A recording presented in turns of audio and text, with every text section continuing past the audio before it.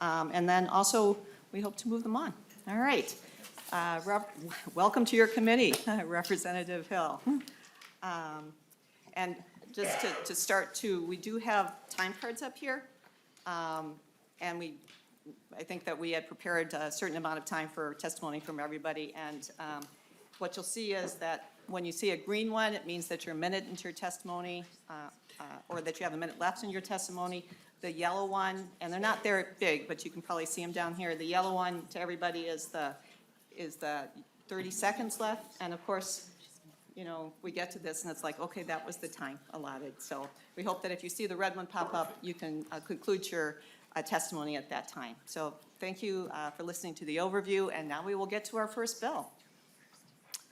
Members, if you recall, this bill was heard in our previous committee, but now we do have an amendment, and then we can discuss, have a final discussion of the bill with the amendment. And our intent is to refer this bill to Education Finance Committee.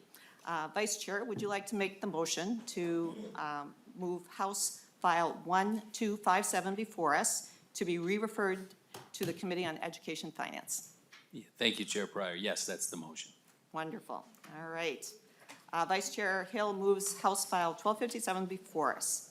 And before you introduce your bill, I understand you have two authors' amendments that you'd like to offer to get the bill in the shape for our final discussion and voting. And so your first amendment is the A1 amendment. Would you like to move the A1 amendment before the committee? Yes, so moved. All right. Thank you, Vice Chair Hill. So the A1 amendment, brief discussion and description of that? Wonderful. Well, thank you, Chair Pryor, and it's nice to be back. And as she mentioned a moment ago, we did hear an introduction to this bill last week, but due to time constraints, we're going to revisit the bill again here today. I have with me at the table representatives from Pellsby over at the department, and we're glad to have them here if there are any questions. Going to reintroduce Bill House File 1257. Again, it is entitled or known as the Removing Barriers Bill. And I want to briefly touch on 5 items, and I'll be very brief here as this is a review. And Representative Hill, the A1 amendment? Oh, I am sorry. Let me speak to the A1 amendment first. The A1 amendment puts in place some opportunities to provide more subs in our classrooms. As many folks in this room know, we've had a shortage of substitute teachers. And what this allows for is ESPs or paraprofessionals to serve in those positions to sub, and also that there is also some language here about compensation should they enter into those roles. Mm-hmm. And this is, the A1 amendment is to just get the bill in the order for discussion further on. And if it's all right with the committee, we'll take a vote on the A1 amendment to adopt it. So the bill is in the order that the author would like it. All in favor of adopting the A1 amendment, please say aye. Aye. Aye. Opposed? All right, we have now adopted the A1 amendment.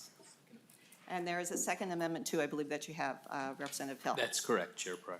And just a brief mention of what is in that. Absolutely. The A2 amendment speaks to a provision that allows for some of our colleagues in the teaching ranks that come from international destinations.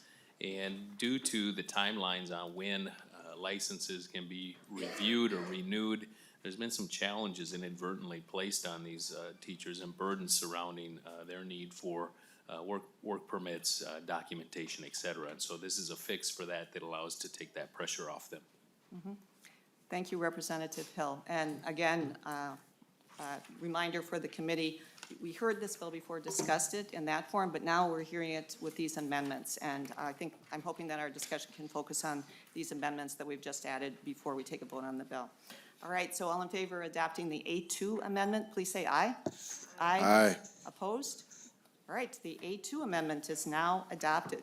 And finally, Representative Hill. Thank you, Chair would you Pryor. please introduce yourself, introduce your bill as it is amended? Very good. My name is Josiah Hill. I'm representing District 33B here in the Minnesota House. And apologies for my haste. I know we want to save as much time as possible for our literacy bill, but I do want to touch on House File 1257, known as the Removing Barriers Bill regarding Pellsby and the licensing of our public educators here in Minnesota. As I did last week, I'll briefly touch on 5 components that are contained here within House File 1257. that kind of rise to the top of importance here. First of all, this bill will give an exemption to BA requirements for those seeking licensure in two areas. That'd be the visual/performing arts as well as world languages. The second feature or element I'd like to feature is that it'll allow for teachers with 3 or more years of experience in another state the ability to obtain a Tier 4 license here in Minnesota. This bill will also address the sub shortage that we have touched on a moment ago. And the bill will also remove the testing requirements previously included.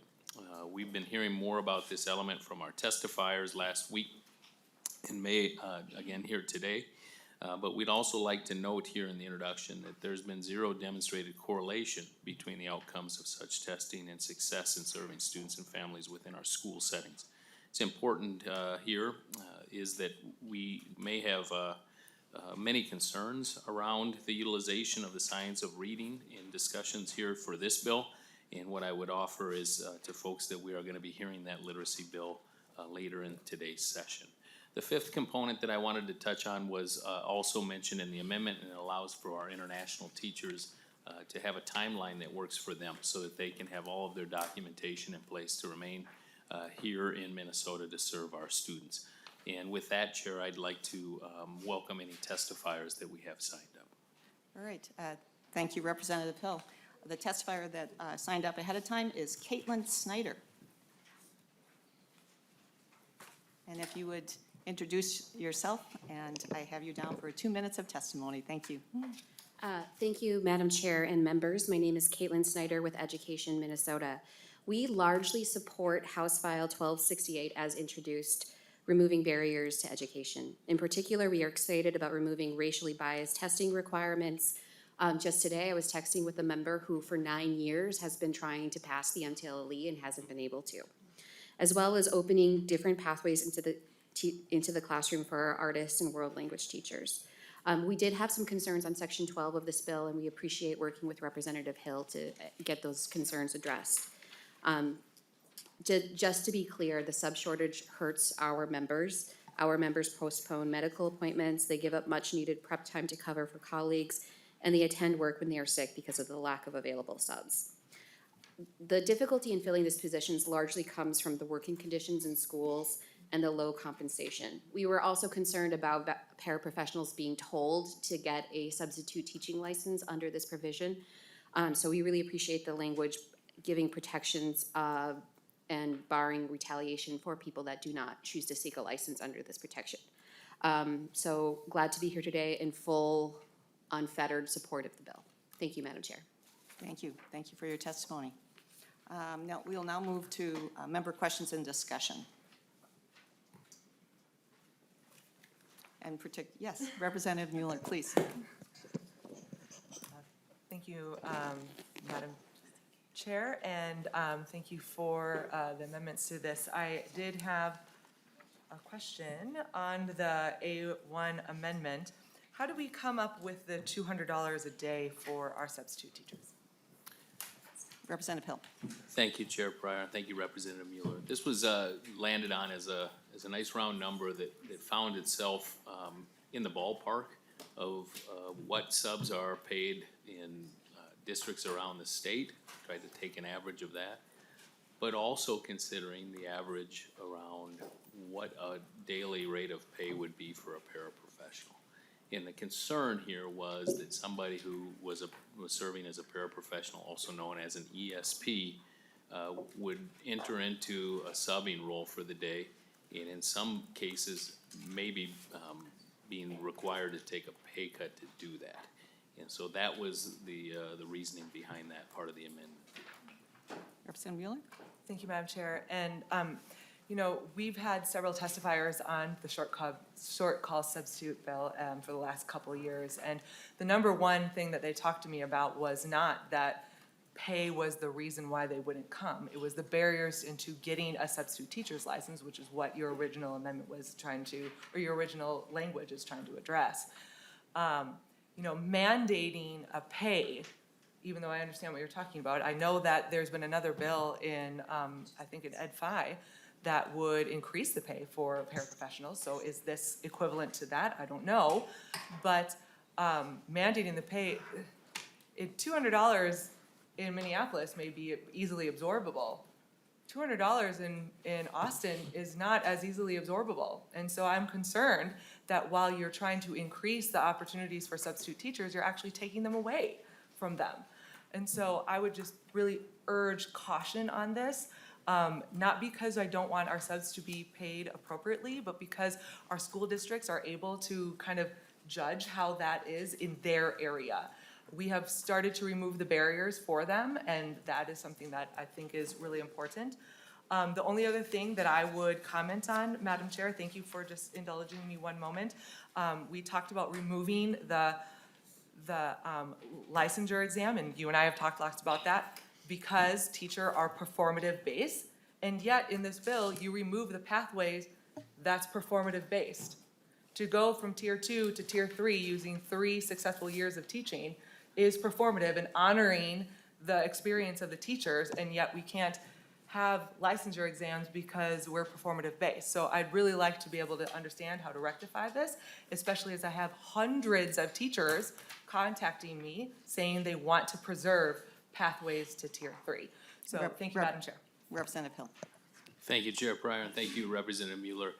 We will be hearing House File 1224 at our next session. In House File 1224 is the bill that Representative Mueller that you were referencing that contains the changes to Tier 2 to Tier 3 licensure. Thank you. Thank you. Chair Joachim. Thank you, Madam Chair, and I really have to apologize for being late. And I just wanted to maybe ask a question about maybe just make a clarification. I'm glad that you added the A1, and I understand subsection F, because what'll happen a lot of times, especially in the special education world, I'm a para and with kiddos with special needs, and many times when we'll get a substitute teacher in, that person has absolutely zero training in special education. They do not know our kids, and as a para, you end up teaching the class. So it's super helpful to actually have that section F in there. So districts are actually paying the person that's actually doing the work and having that opportunity for that para, especially para with kiddos with special needs, to step into that role and maybe even see themselves in that role so that they go through our Grow Your Own program, because frankly, folks, we just do not have enough teachers in this area and are in desperate need. So I just wanted to thank you for having that be part of your bill. Representative Baker. And this, if I'll it's make it already- quick, Madam Yep. Chair. Just a quick thank you, Representative Hill. So the $200 per day, which would, and we can talk more offline as well, but if someone is filling that position and there's something in their contract already specifying the pay or the $200, which would be the, what would school districts go with? Because I could see that $200 being an issue, so, yeah. And I'm wondering, Chair Joachim, if perhaps this is a good issue to bring up, and this bill is being sent to Ed Finance, and it sounds like, especially since you can have an offline discussion where you really get into the details of it, but that certainly Chair Joachim will be sure and make sure that that question has been answered for you. Sure. Thank you, Representative Bickford. Closing comments, Representative Bennett. Thank you, Madam Chair, and I do have a question also, if I could Questions, ask yes. that. Just wondering, Representative Hill, so the short call substitute component of this is a pilot program, but I don't see any appearance of a sunset or a pilot evaluation, so is that in this bill? Representative Hill. Thank you, Chair Pryor. A good question, Representative Bennett. I would defer to my friends from Pellsby if they have a response to that.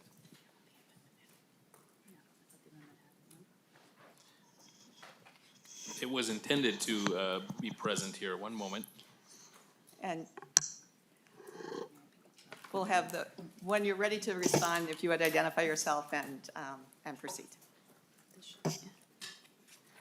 May I? Yeah, Madam Chair, members of the committee. So in the amendment, line 1.113 is meant to add that the entire section of this pilot would be effective for the 23-24, 24-25 school years. So that adds the clarification as well of the pilot period.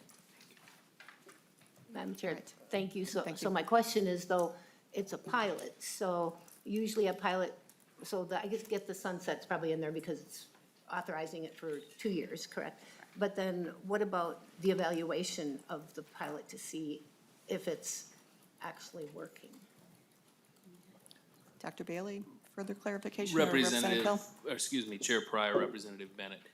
My understanding was that this was going to be a part of the Pellsby Board's work to examine this as the 24-25 school year was winding down, and that they would collect data from districts around the state and charters as well.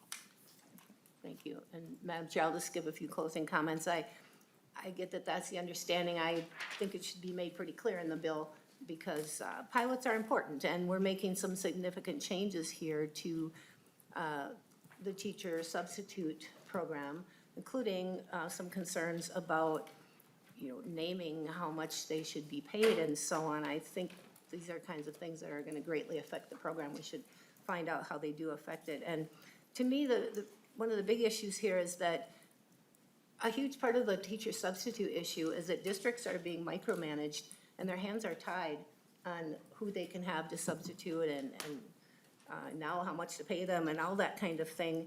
And we need to trust our districts in this. They know their local people.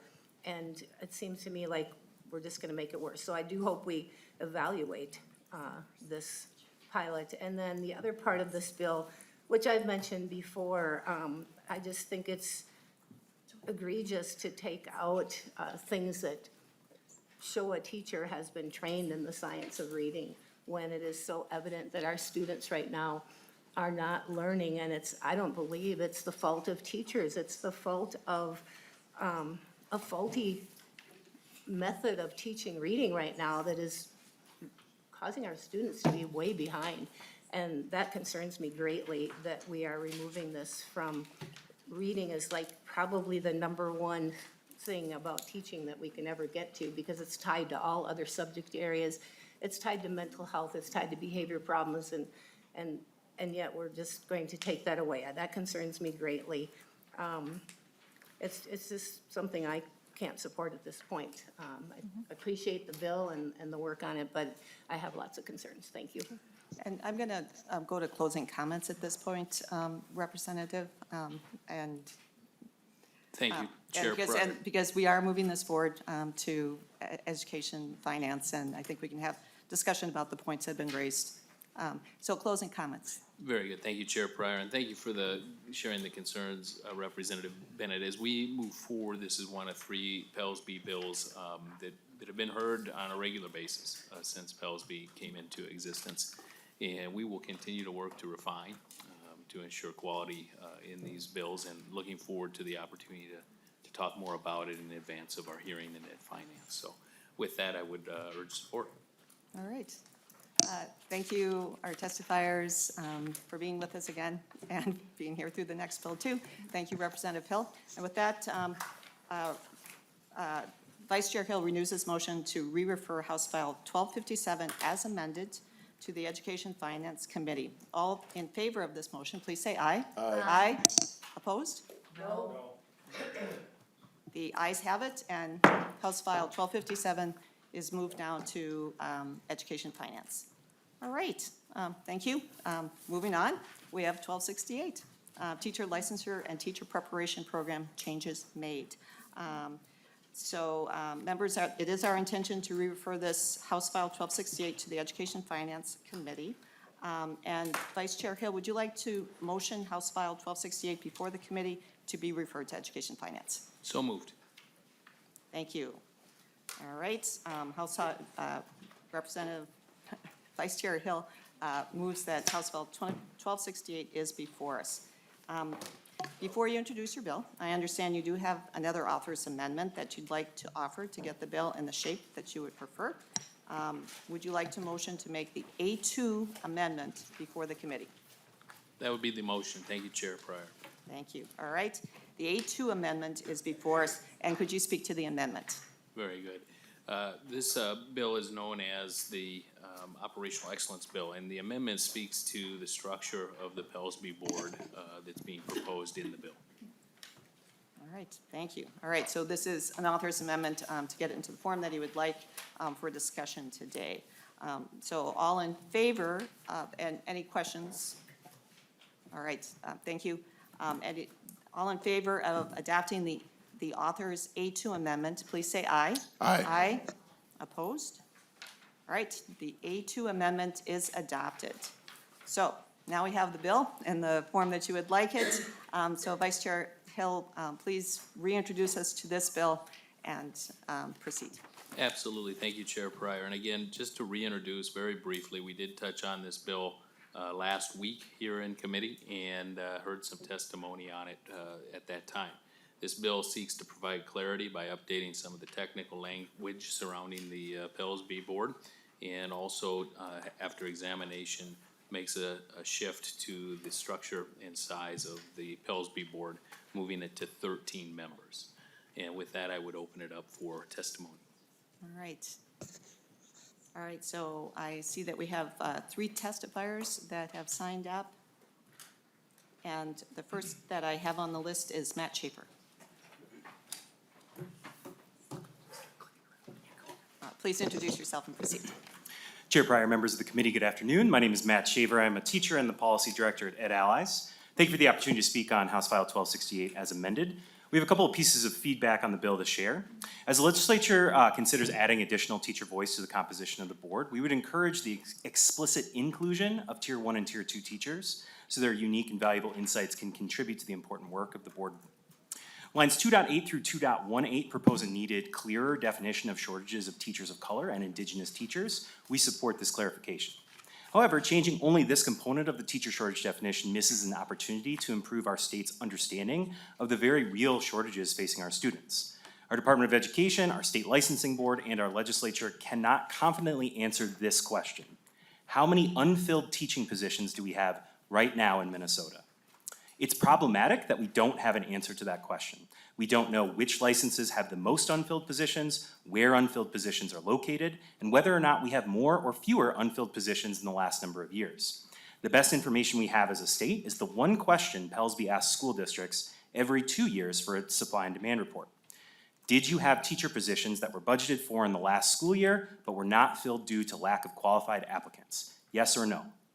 207 districts answered yes to that question for the 2023 report, so we know that last school year there were at least 207 unfilled positions statewide. We don't know where they were, which license areas or grade levels they were in, and additionally, only 53% of school districts responded to that question, meaning the limited data we do have isn't remotely close to providing a reality-based view of our teacher shortages. I counted 7 licensed teacher openings in Stillwater today, Representative Hill. We're left to guess, and that's a reckless way to make policy. We strongly encourage the bill author to consider adding unfilled positions to the definition of teacher shortage. A bill that would have done that passed the Senate unanimously last spring. Thank you, Representative Hill, for authoring the bill and hearing our feedback today. Thank you, members of the committee, for your public service to our state. Thank you. Next up is Caitlin Snyder.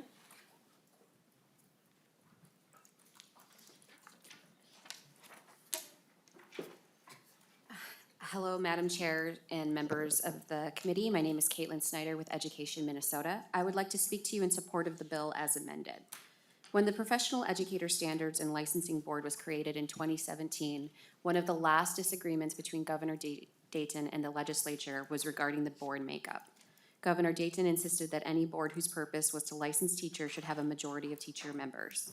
The legislature did not meet this demand and instead created a board with 5 classroom teachers and 6 other members.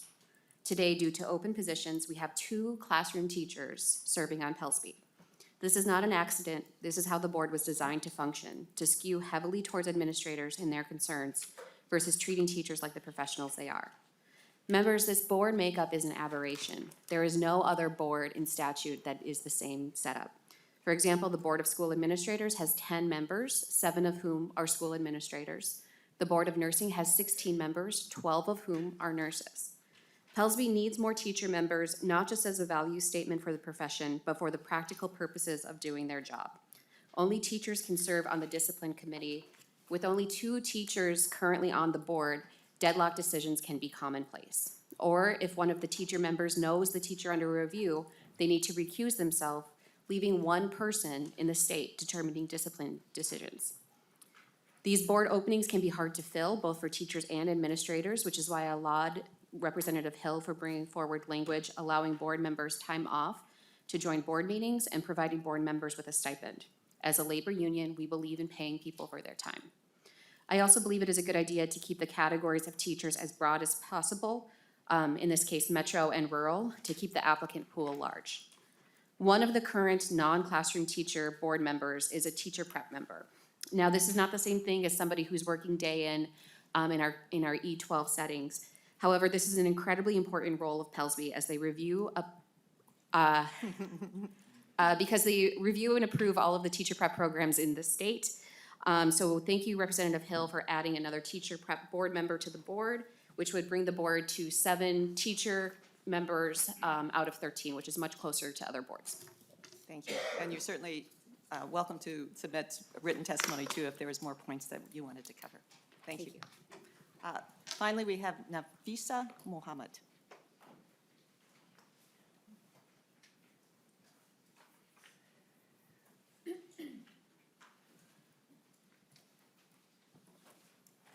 Thank you. Please introduce yourself and proceed. Yes. Good afternoon, Chair Pryor, Vice Chair Hill, members of the committee and guests.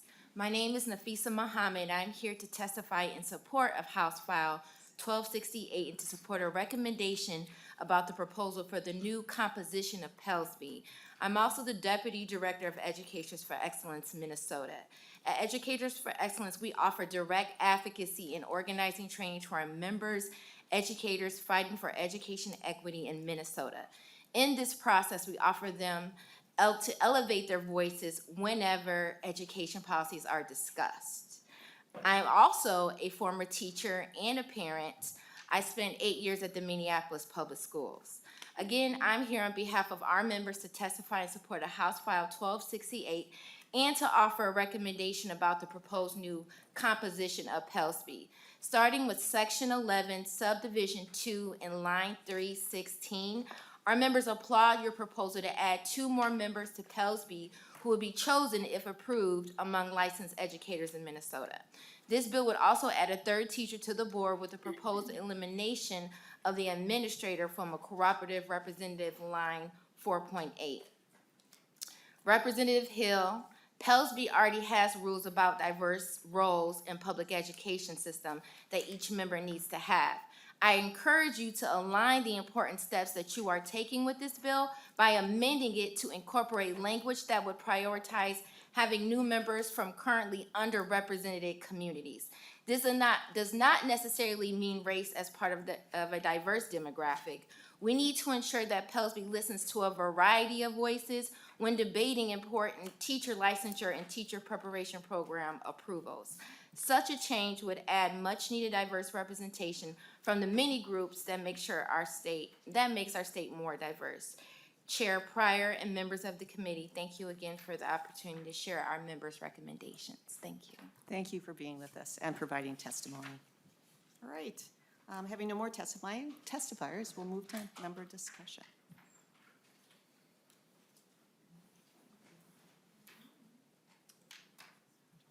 Representative Bennett. Thank you, Madam Chair. Quiet group right now. That's good, though. We keep things moving. Just say I do think some of these changes are necessary. Thank you for bringing the bill forward. When you're expanding the board, Representative Hill, to add 2 more teachers, which I agree with the testimony that the board probably should be made up mostly of teachers. It's a teacher licensing board. But I would encourage you to look at some of the other testimony we heard, perhaps having one of these teachers be a Tier 1 or Tier 2 teacher.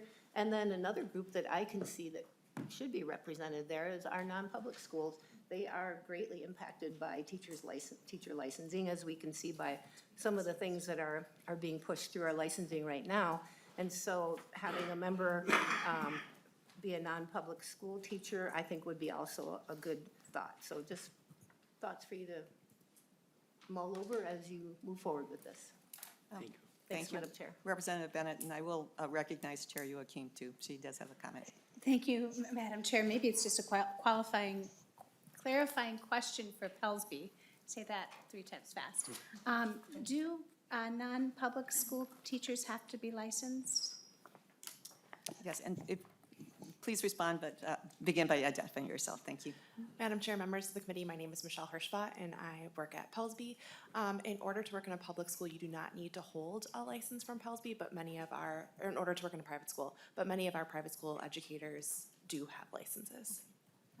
Thank you. Thank you for the clarification. Closing comments, Representative Hill. Thank you, Chair Pryor. Again, this is a bill that has been heard on nearly a perennial basis since Pelsby came into inception. And I really appreciate the committee's consideration, and thank you, Lee Bennett, for the comments there. They are well taken, and we will continue to consider them as we get closer to our stop in ed finance. So with that, Chair Pryor, thank you. Thank you. And I do have to say thank you, Representative Hill, for your work on this. You were recruited, I think, to bring people together and try to find the best policy going forward. And I know that there has been a lot of discussion and will continue to be because we have another stop at Ed Finance. So with that, Representative Hill renews this motion to re-refer House File 1268 as amended to the Education Finance Committee. All in favor, please say aye. Aye. Opposed? All right. Motion carries, and House File 1268 as amended is on its way to Education Finance. All right, let's get resettled here.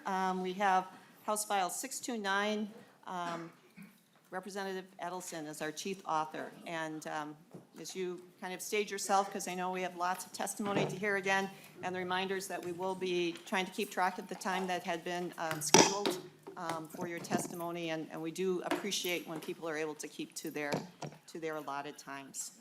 All right, as you know.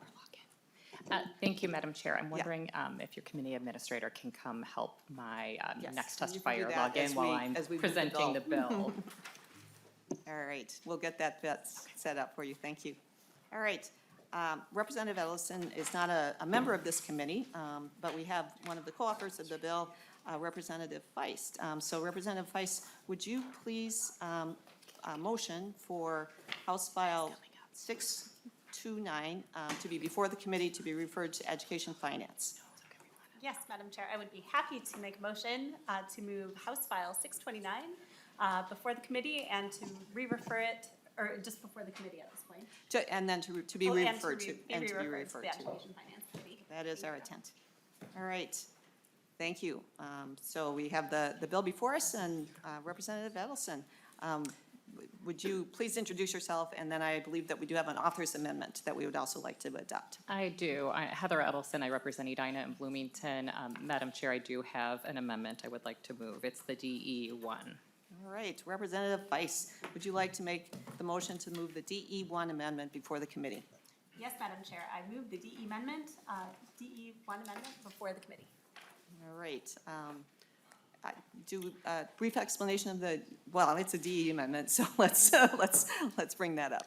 The Yeah, Madam DE1 Speaker, amendment. I would be grateful if members of the committee would adopt the DE, and then I'll speak to the bill.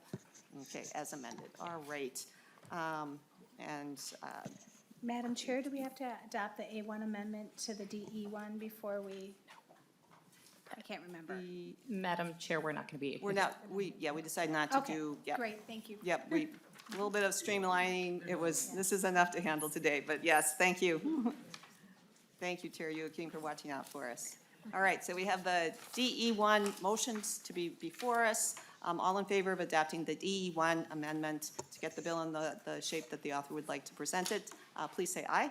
Aye. Opposed? All right. The bill as amended, ready to go. Representative Edelson. Thank you, Madam Chair and members. I'm going to be brief with my comments, as I know that we have a great deal of testifiers that would like to remark on this bill today. House File 629, the READ Act, is an effort to take what we know about research, human development, cognitive science, and how people learn to read, and apply it to meaningful public policy.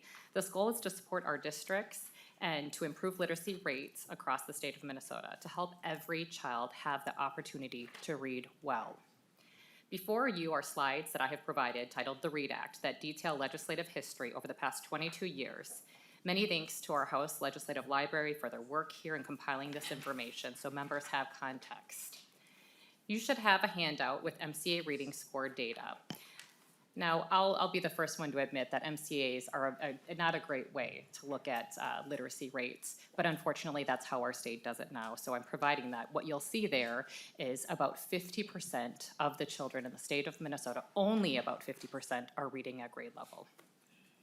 So I will also say that we absolutely can do better, and the DE before you is still being worked on. The goal is to continue the work on this language. We are in the 6th week of session. We have a little bit of time, but I want to make sure that we have broad support across the state.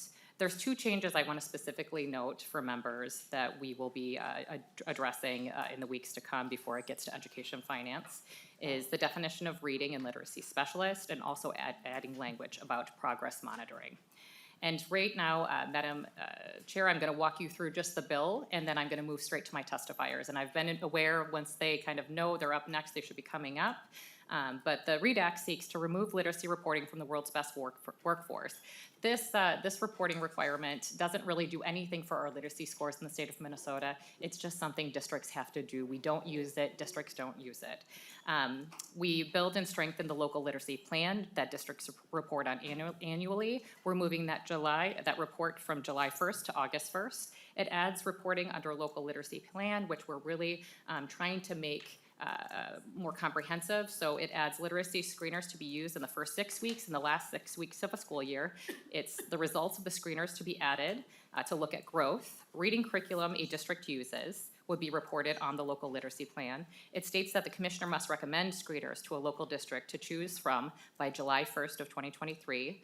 It would also have MDE compile states' local literacy plans that they will be submitting into a report every 2 years to the legislature, so that we can look at what's happening across the state of Minnesota, not just tracking MCAs. It adds definitions. Again, I want to be clear, I'm working on some of those. The states and MDE must make available in the bill as well a list of approved science of reading literacy curriculum that would be based in evidence. Materials that would also include culturally and linguistically responsive materials that reflect our state's diverse populations. It provides literacy grants and also provides professional development funds. With that, Madam Chair, I would like to move to my testifiers. They have come from all over Minnesota and can speak to the importance of our state supporting local districts to ensure that every Minnesota child has a chance to read well. Thank you, Representative Edelson. We have Dr. Kim Gibbons. Please proceed and introduce yourself again. Good afternoon, Madam Chair. My name is Dr. Kim Gibbons, and I'm speaking as the Director of the Center for Applied Research and Educational Improvement at the University of Minnesota, which also includes the Minnesota Center for Reading Research. And we're also one of 19 federally funded comprehensive centers that provides support to the state departments of Wisconsin and Minnesota around evidence-based practices. I'm not here formally representing the College of Education or the University of Minnesota. However, Dean Rodriguez is fully supportive of the efforts underway in Cary and is always looking for ways to partner with educators to improve outcomes for students. I'm here today to talk about literacy in the state of Minnesota, both where we have been and where we're currently at. Our current statistic in Minnesota is that we have close to 500,000 students that aren't proficient in reading. That is enough to fill up the US Bank Stadium 7.5 times over. And if I beamed every student's picture up on the screen and left it there for 5 seconds, we'd be here for 12 days. While Minnesota, we know that we have the highest ACT scores in the country, we also have the largest achievement gap in the country between Black students and white students. Minnesota ranks close to last for graduation of students with disabilities and last among states for graduation rates of Black students. We also know that poor reading skills impact academic achievement, and they're also associated with an increased risk of not completing high school, death by suicide, incarceration, anxiety, depression, unemployment, underemployment, and problems accessing healthcare. When we talk about the science of reading, unfortunately, along with having large gaps in our reading proficiency, there's also a gap between research and practice. The science of reading is simply results in consensus from many related disciplines about over 25 years of empirical research about how students learn to read, what goes wrong when students don't learn, and the best type of instruction that works for the most students. It's based on thousands of studies, supported by hundreds of millions of dollars of research, and challenges older methods of reading instruction that were largely based on tradition and observation and not evidence. The big debate that has been going on for several years, despite all of this research, is there's one side that says if kids know how the sounds in words are represented by letters, reading comprehension will follow. Teach kids decoding. The other side says if kids are focused on the meaning of what they're reading, they can figure out what the words say, so teach comprehension. What we know about the prevailing views around literacy instruction, both in Minnesota and around the country, is that there's a lot of myths, and some of those you can see on the slide deck. One myth is reading is as natural as speaking, so immerse students in good literature and print. There are multiple ways that children learn to read, so there isn't one set of instructional principles. And teaching young children to look at pictures, skip over the words, or guess will help develop reading comprehension. With the prevailing views, if students don't make good progress, there's typically two responses. One is that there must be a problem in the home, maybe the child wasn't read to enough. The other is that there must be a problem in the child, that they have a disability. Usually it's neither. Most of the time when kids can't read, it's because they weren't taught explicitly how to do it. So again, the science of reading, a lot of people think that it's just about decoding or teaching phonics, phonemic awareness. It's actually both decoding and word recognition, along with language comprehension skills, which are things like background knowledge, vocabulary, language structures. One of the most research-supported models of reading is the simple view of reading, which is captured in the slide that I have up now. That's often used in trainings called Scarborough's reading rope. And I think that what I'd like to say is that there's recently been a great deal of discussion about the science of reading and resources allocated towards professional development. And there's many models of professional development that can be used, but we have to understand that simply training teachers on the science of reading is not enough. Once we train teachers, they go back into systems that often are using curriculum that aren't well aligned to the science of reading. So the teachers are left to try to modify and adapt a curriculum that isn't well aligned. We know that literacy outcomes are improved when we have valid and reliable assessments that can be used to screen students and monitor progress to know whether or not the instruction is working. We also know that teachers need to collaborate in professional learning committees, communities. They need sufficient time allocated to instruction. And the biggest thing is that they need instructional coaching in the classroom to help transfer learning to practice. So in closing, I am supporting the shift to aligning Minnesota instruction, curriculum, and assessment practices within the science of reading. I think our state data should create urgency that we can and must do better for large numbers of students. And we have to remember that the ability to read must not be treated as a luxury, but as a basic and necessary human need that needs to be present in all of our classrooms around the state. Thank you. Thank you, Dr. Gibbons. Next, we have Maria Roberts, who is joining us remotely. So if you're hearing this, you're on. Please unmute yourself and introduce yourself. Hello, my name is Maria Roberts, and I'm the principal at Wilshire Park Elementary School in the St. Anthony New Brighton School District, which is located in Representative Feist's district. It's an honor to testify before you today in support of House File 629. Madam Chair and members, I've been working in public school for over 20 years. That's real. And as we know, our educational systems are failing our students when it comes to reading. I started my career as a special education teacher. When I left my public institution, I was not prepared to teach reading. Although I would be teaching our most vulnerable learners, I was taught how to teach art and music, not how to teach reading. Today, when I ask teachers how they were taught to teach reading, the majority of them say they also were not adequately prepared. However, they're then hired to teach our students. Schools have historically given teachers the what to teach, the books to teach from, the manuals to guide them, but we haven't always honored their professionalism and their own learning by providing them opportunities to learn the how and the why to teach evidence-based reading instruction. By providing both the time and money it takes to help teachers learn the science of reading, unlearn the practices and beliefs that are not serving our students, and offer support and coaching for instruction and assessment, we stop treating teachers simply as implementers and instead treat them as they are, educators. We must create effective systems for our teachers. Leading for effective literacy instruction is culturally responsive leadership. Good phonics instruction is important for all of our students. Unfortunately, this type of instruction often only shows up in special education and intervention classrooms. We also know special education and intervention classes are disproportionately filled with students of color.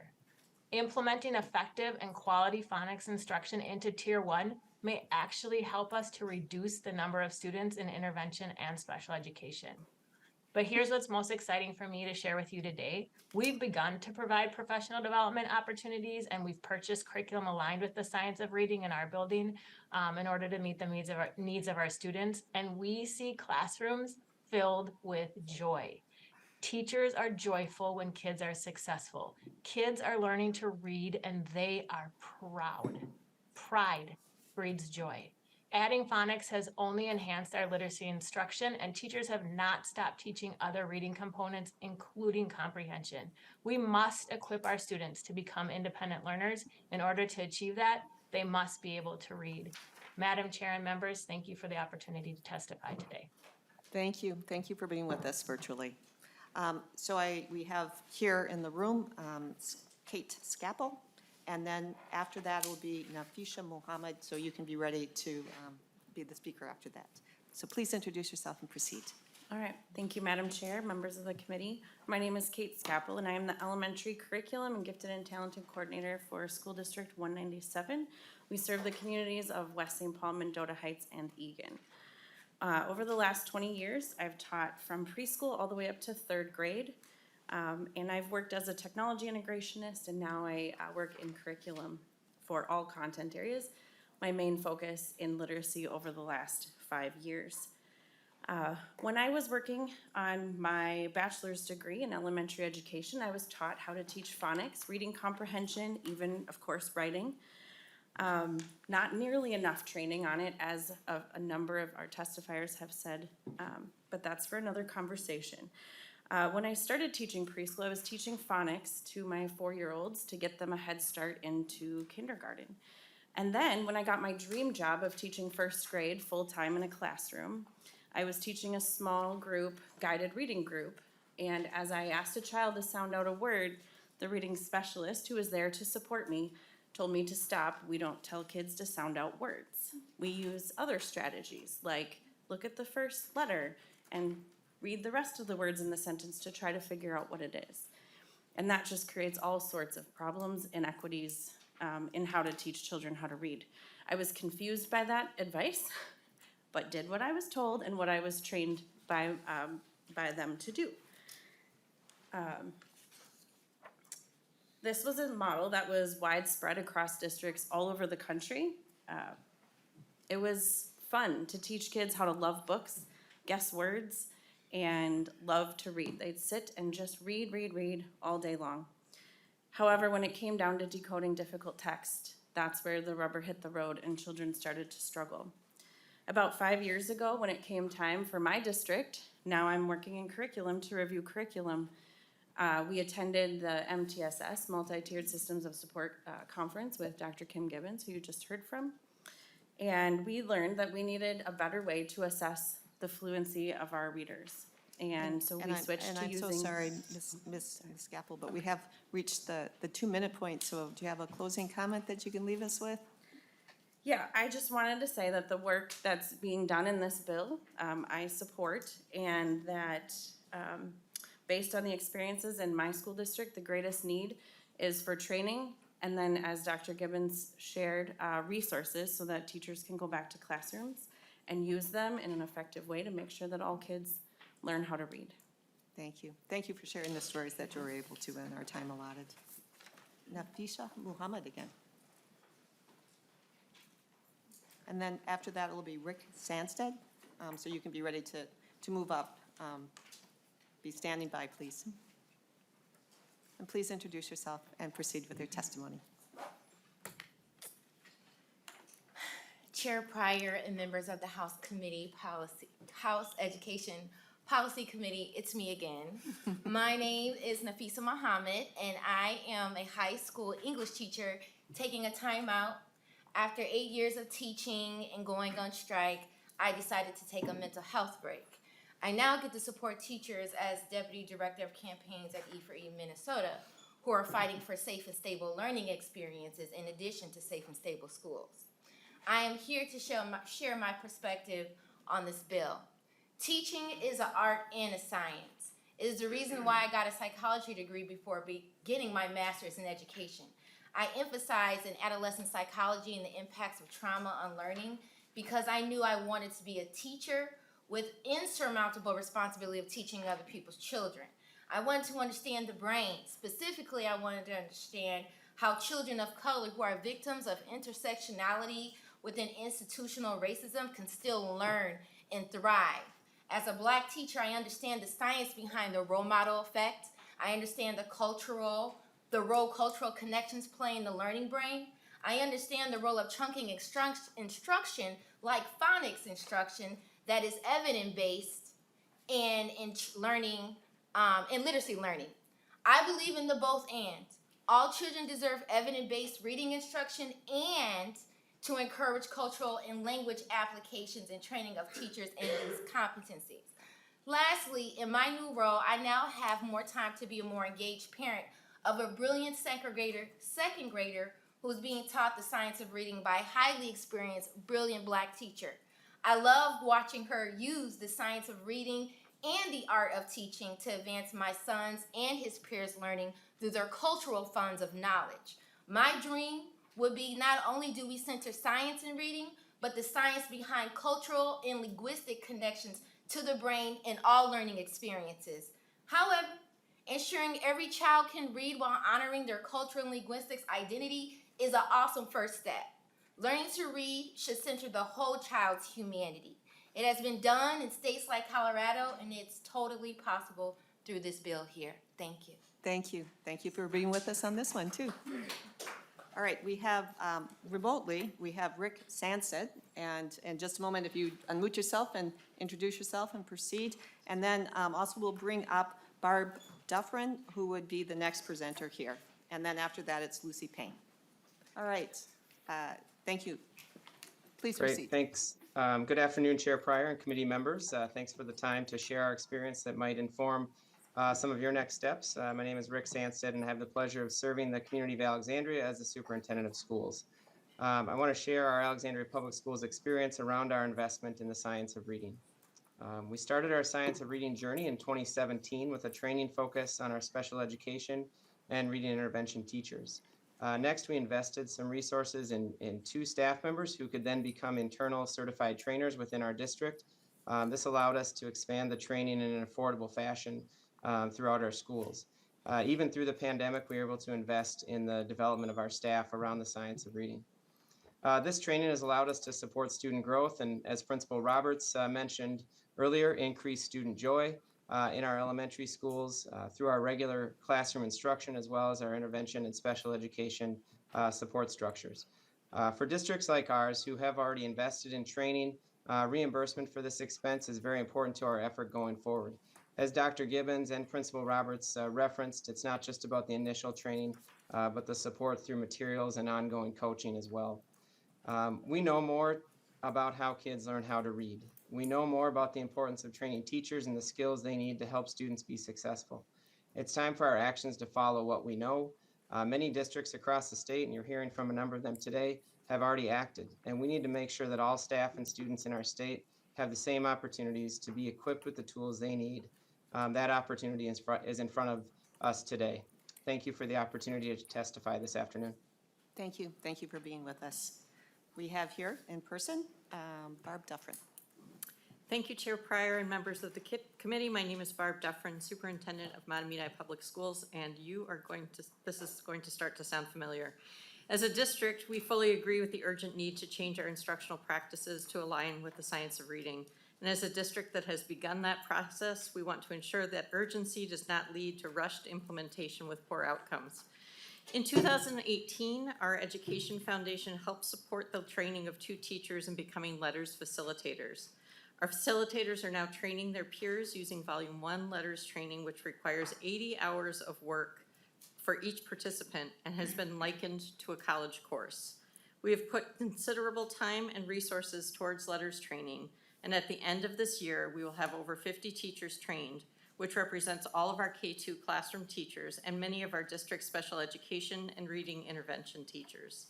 We are fortunate to be a small district and to have had financial support to start this work.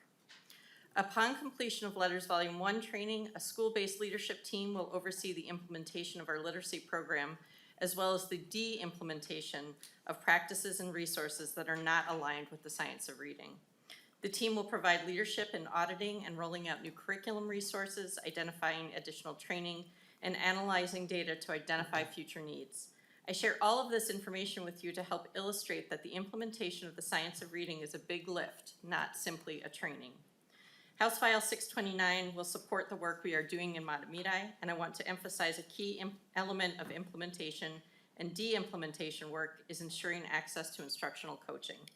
A literacy coach will be an active link between the implementation team and the immediate and ongoing support of classroom teachers. Thank you.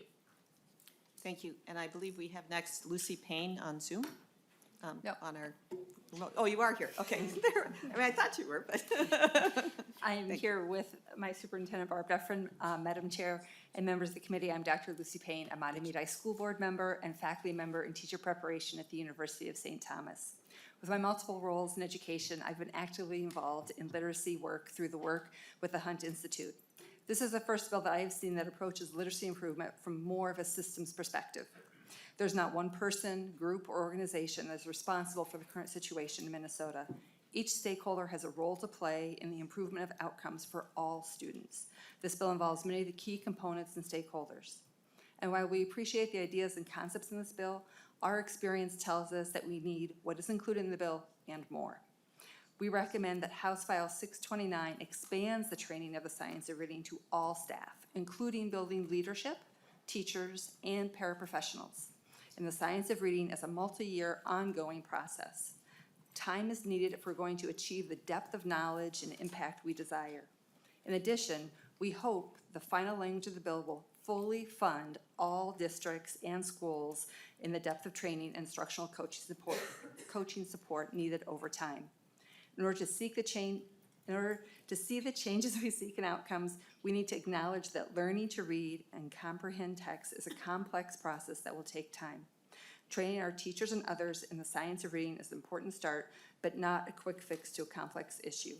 In closing, we would like to again state our support for House File 629 and its approach to the urgent need to support Minnesota students in literacy. We hope the bill language continues to be refined to address the long-term nature of the needed solution. Thank you. Thank you, Ms. Payne.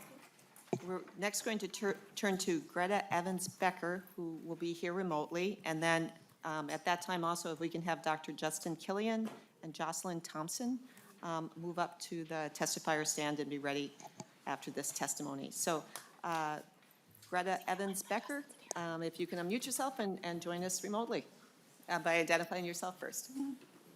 Thank you, Madam Chair. I'm Dr. Greta Evans-Becker, a former teacher and elementary school principal, now serving as the board chair for the Robbinsdale Area School Board. Letters Framework training began in Robbinsdale in 2019, and by August of this year, all of our elementary, special education, English language, and reading teachers will be trained. Our teachers report that they are energized and more confident in their teaching of reading because they know they're making the correct changes in their instruction to fill the gaps in their students' abilities and skills. They are seeing these benefits in their students, and the teachers report the students are more excited to read. To measure student progress, our teachers use the FastBridge reading screener 3 times per year. Our FastBridge data is showing a substantial percent of our students moving from high risk to some risk in kindergarten. One teacher anecdotally reported to the board last week that her class went from 25% on track to 47% on track with data just from fall to winter with the FastBridge screener. Longitudinal data of our first graders, who are now current second graders, showed that our high-risk students dropped by 14%. The longitudinal data of first graders who are currently third graders showed a decrease in high risk from 21% to 9%. So far, the Robbinsdale schools have invested $567,000 in the LETTERS framework. This is a big investment, and we consider it an important investment in the professional development of our teachers and in our students' learning. I strongly encourage the legislature to fund LETTERS framework training for all the schools in Minnesota, and we hope that when you do so, you will retroactively fund the school districts such as Robbinsdale, who are early adopters of the LETTERS framework. Thank you. Thank you for your testimony. I make a quick note that we will fund, this bill funds programs that, without naming a specific one, but that I think achieves the goals that our last testifier laid out without naming a particular curriculum. But thank you for the testimony. Next up, we have Dr. Justin Killian. Chair Pryor, Representative Edelson, members of the committee, I want to thank you for giving me the opportunity to speak on behalf of the educators that make up Education Minnesota. We're here to speak in favor of the READ Act today. I'm here today as a representative of our members because most of them are in their classrooms right now doing the very work that we're here to talk about. So I'm happy to share their message. We would like to start by saying that we think that this bill does a lot of work on curriculum and screeners and a lot of important changes to the way we teach literacy in the state of Minnesota. But we have to remember one thing. We're here today because of a structural problem that all of you have a historic chance to correct. Our public schools have been starved of resources for too long, and the best curriculum, the best screeners, and the best interventions mean nothing if there's no one in the building to do the work. So it's time to fully fund our schools and repair the teaching profession so that the actual instruments and tools that we're fighting for in this bill can actually be used and go to benefit our teachers. We stand in support of the READ Act. We are encouraged that there's ongoing conversation about the terminology. We have some concerns about the actual term science of reading, but those are being handled and discussed among the various stakeholders. We share the concerns that our colleague at the from Educators of Excellence shared about cultural responsive teaching and how it ties into the body of literature that is science of reading. We think the term science of reading is often applied to a very limited body, and our teachers want to see it as one of many tools in their toolbox, especially those that work with multilingual learners. And we look forward to hopefully thinking about what a science of reading might look like that disrupts racism, disrupts white supremacy, and disrupts whiteness in the teaching of literacy. But we stand in favor of this legislation, and we hope to see it move forward, and we thank you for including teacher voice. Thank you. Next up, Jocelyn Thompson. And please Good introduce afternoon, yourself. everyone. Hello, my name is Jocelyn Thompson. I'm a first grade teacher at Friendship Academy of the Arts. What inspired me to become a teacher was the impact that my fifth grade teacher had on my life. Just as he made on me, I want to help my students uncover their passion and help reveal their purpose, reassuring them and encouraging them that they can be anything they want to be if they put their minds to it.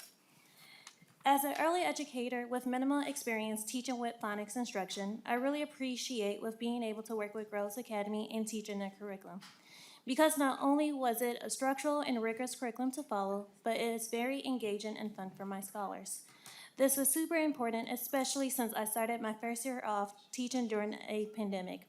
On top of that, I really appreciate the weekly coaching and monthly professional developments that Girls Academy provided to my school, giving me the tools and support to explicitly teach phonemic awareness and alphabetic decoding, and allowing me to implement many opportunities for my scholars to read and write in meaningful ways. This helped really strengthen my understanding in the science of reading, which helped me successfully close a lot of the reading gaps presented in my scholars. This year alone, 61% of my scholars were labeled high or moderate risk in oral reading fluency. This has already been reduced to 35% in January. I couldn't have done this without the support of Grow Academy, and with that, I would like to say thank you. Thank you. Thank you for your testimony. All right, we have, again, two in person, Tanya Droughton and Cynthia Wilson, and if you can both move up now. And then it will be Kaluli Pringle, and we have a student, Jack. And Madam Chair, Yes. Cynthia Wilson from the NAACP had something come up, so she can't be here today. Okay, all right, well, thank you.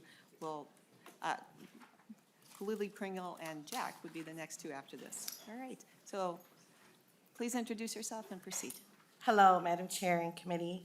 My name is Tonya Drawn, and I'm a community organizer in St. Paul, a proud mother of 6 and grandmother of 15. Today, I'm here to talk to you about my grandson who is 10 years old and attends St. Paul Public Schools. He is struggling to read. I run a volunteer-led homework help program at Jimmy Lee Rec Center in partnership with JK Movement, where I also provide reading and interventions for children who are, most of them, attend St. Paul Public Schools. Today, I'm here to support the READ Act as a grandmother who is sick and tired of watching kids struggling to read in our community. My grandson is in the 4th grade, and in less of a year's time, he will be entering his last year of elementary school, and he doesn't know how to read at all.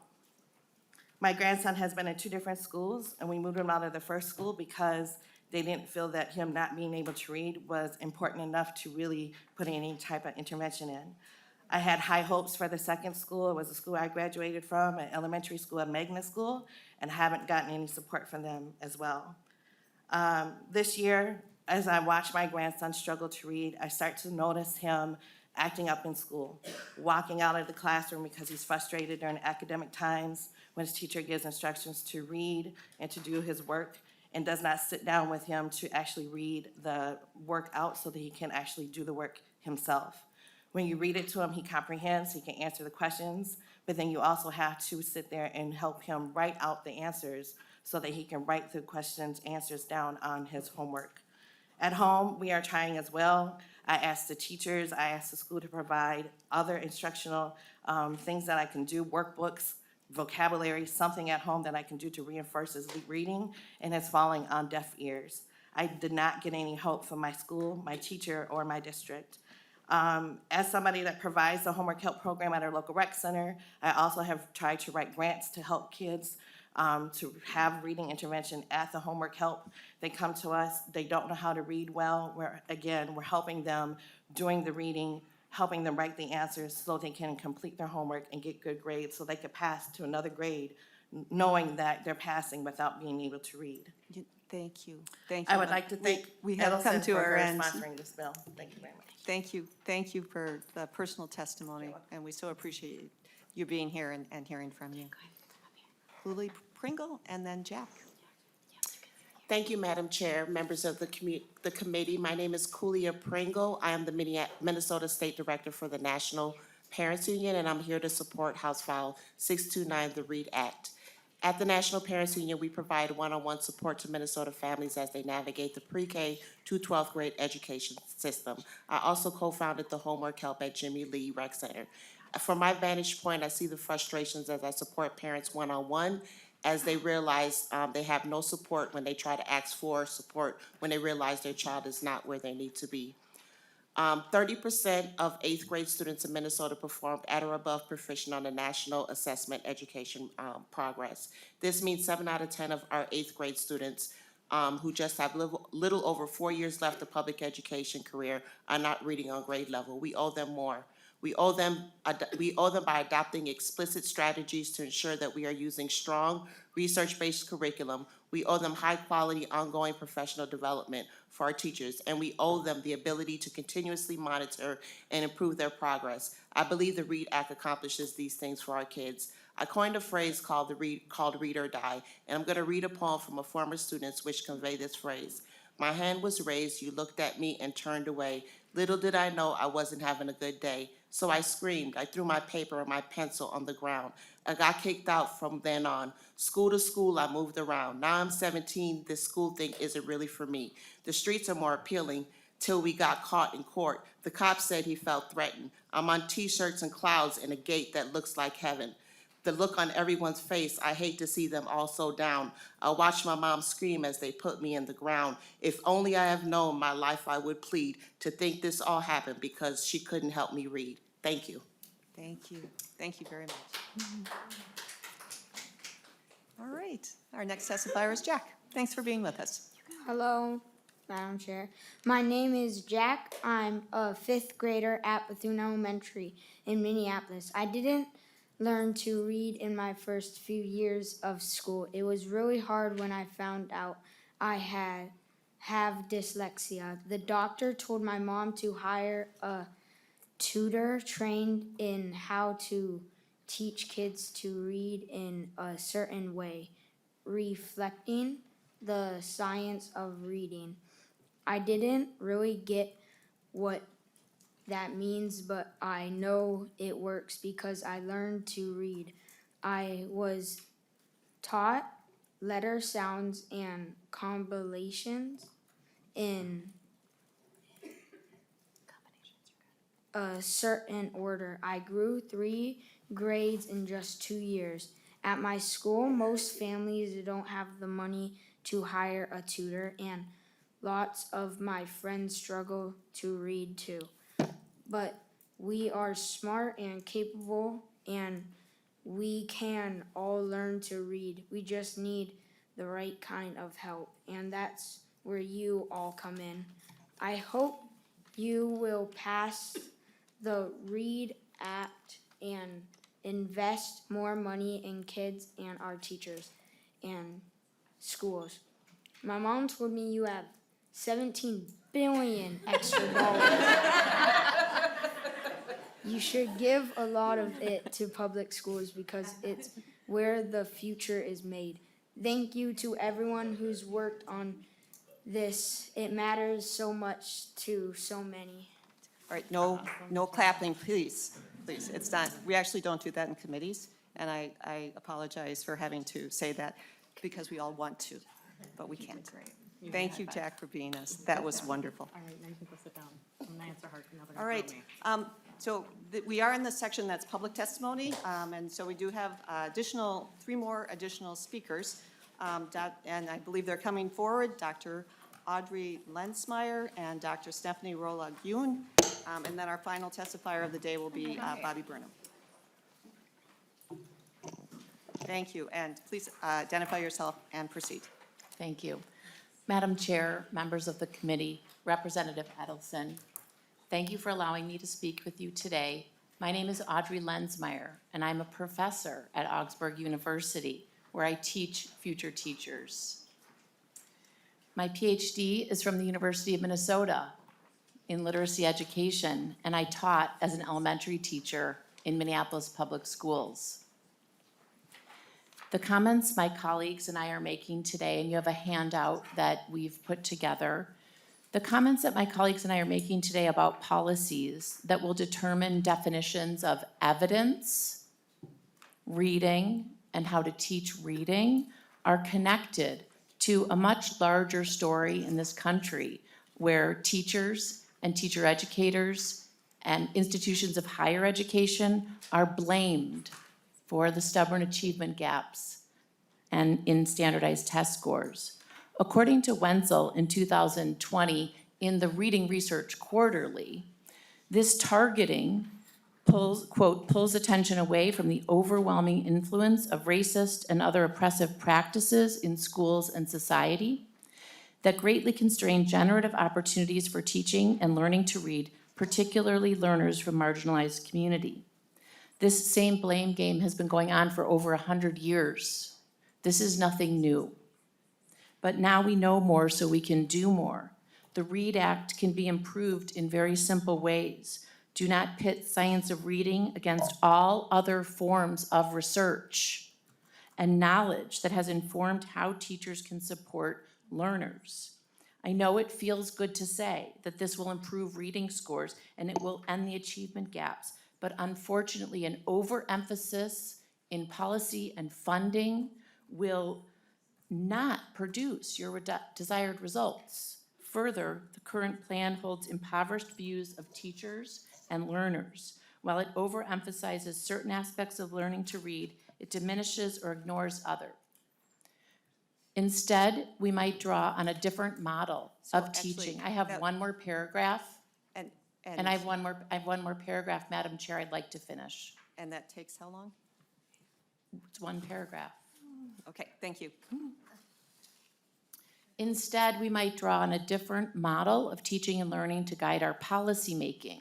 We might want to think about creating a statewide literacy work around a comprehensive vision that includes foundational work such as that of Dr. Goldie Muhammad, who emphasizes that identity, skills, knowledge, and criticality are building blocks for sound educational practice. Notice that skills are not ignored in this model.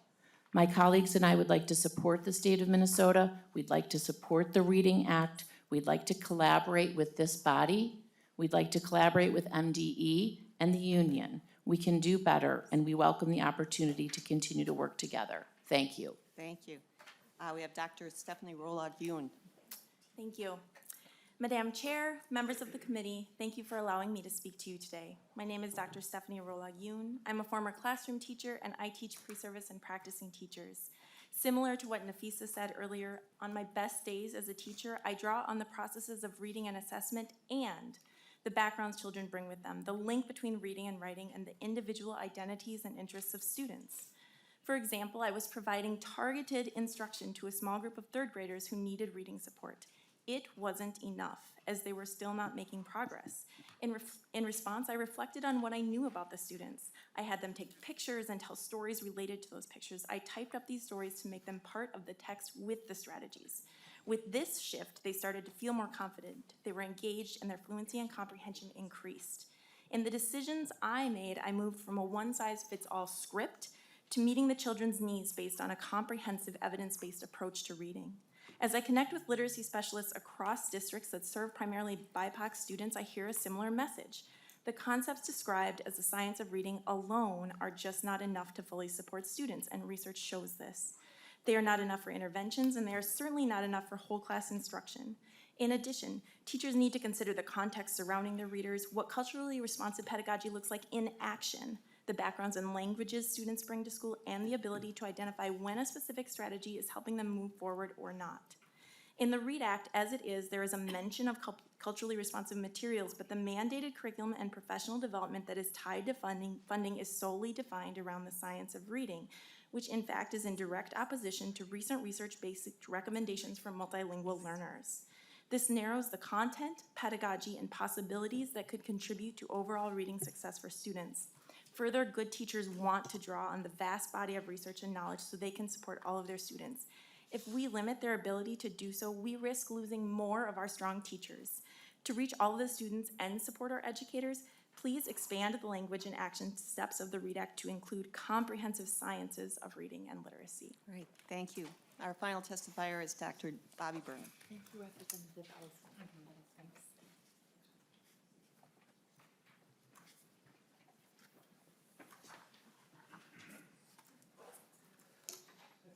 Madam Chair, committee members, my name is Bobby Burnham, and I serve as the Assistant Commissioner for the Office of Teaching and Learning at the Department of Education. Thank you, Representative Edelson, for sharing the same sense of urgency for addressing our literacy achievement rates in our state. Representative Edelson and MDE have worked together to produce bills that both prioritize strategies to best serve our children, families, and communities, especially our most underserved children, and address the resource and professional learning needs of our educators in order to ensure our children learn to read at grade level at every grade. We are working collaboratively toward common goals and aligned priorities so that every child is reading at or above grade level every year. Beginning in kindergarten, including multilingual learners and students receiving special education services by ensuring educators have the supports needed to provide comprehensive evidence-based reading instruction by 2025. As you know, the governor's bill is not released yet. Once released, you will see many similarities in HR 629 in the governor's language, including the focus on evidence-based practices, educator training and literacy, instruction, reform to literacy incentive aid to support these efforts, and investments at the local level to support implementation. There's a few differences as well, mostly with the governor's approach to targeting resources at the regional level as well. Knowing that educators will need professional learning opportunities as well as ongoing coaching, and the state currently does not have the trained literacy specialists needed at this moment, the governor's language includes a regional approach in partnership with the Minnesota Service Cooperatives to build regional literacy networks that will allow districts to build capacity to implement these comprehensive literacy reform efforts proposed. We do believe the approaches in our Bold Literacy and the READ Act can be complementary. We look Assistant forward to working Commissioner? together on these literacy approaches. Thank you, thank you. All right, it was great to hear from you again. So we're not in any committee hearing going to become experts on teaching literacy in our schools. But what we have here is we know that there are people that we can go back and we can ask our questions of. We put down a lot of people that come from different perspectives that can help inform the debate as we have this bill now, but this will be still part of a discussion on our policy bill going forward. And of course, we're going to be hearing it in Ed Finance too. So I know that we've heard from a lot of folks, but I think there are people that we need to have as this common basis for understanding of this bill that we have before us. And so we do have time for member discussion and questions. And Representative Bennett. Madam Chair, may I just make a suggestion here? And I am not at all trying to stall this bill. I think this is an incredibly important issue. Representative Edelson has brought forth a plan, and I know where her heart is. We want to get this right. We have 7 minutes right now for all of our members should be able to discuss this thoroughly, and we don't have that time. So I would request that you lay this over right now so that we can have further discussion as a committee.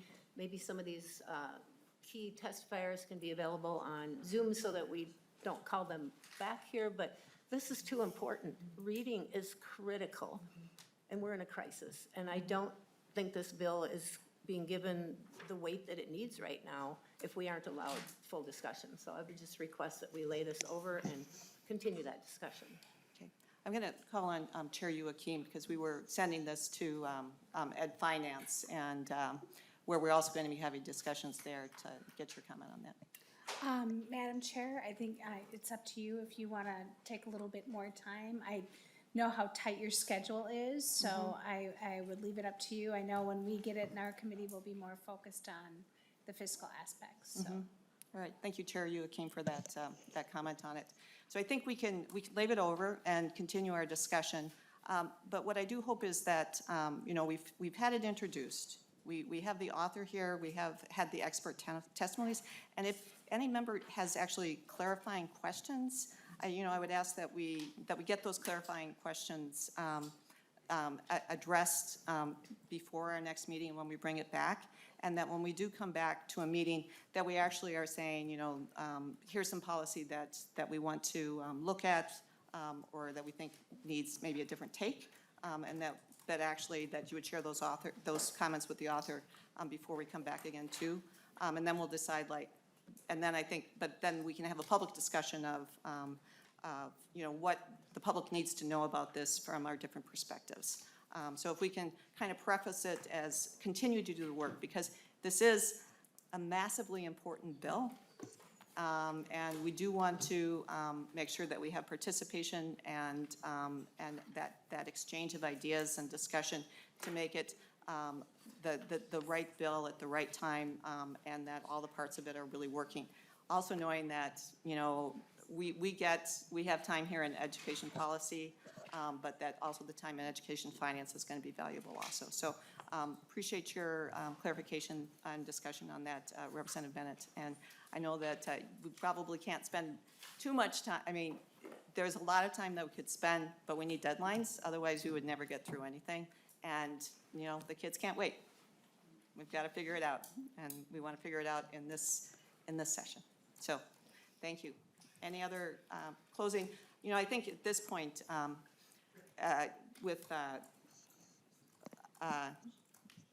with just a couple minutes left and knowing that we're going to be laying it over, I just want to turn to Representative Edelson after this presentation today for your closing comments.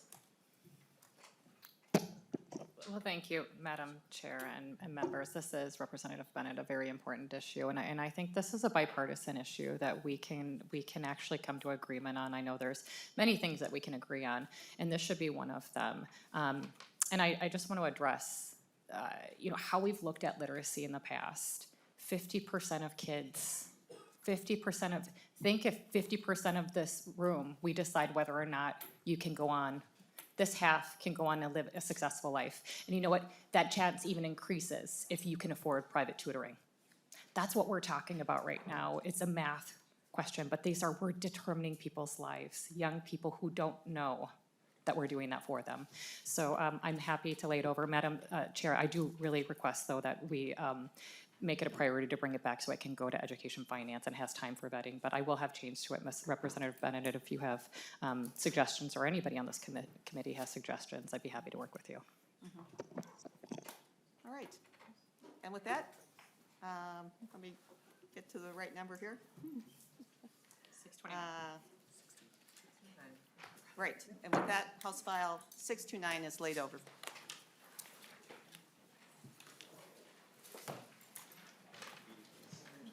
And the meeting is adjourned.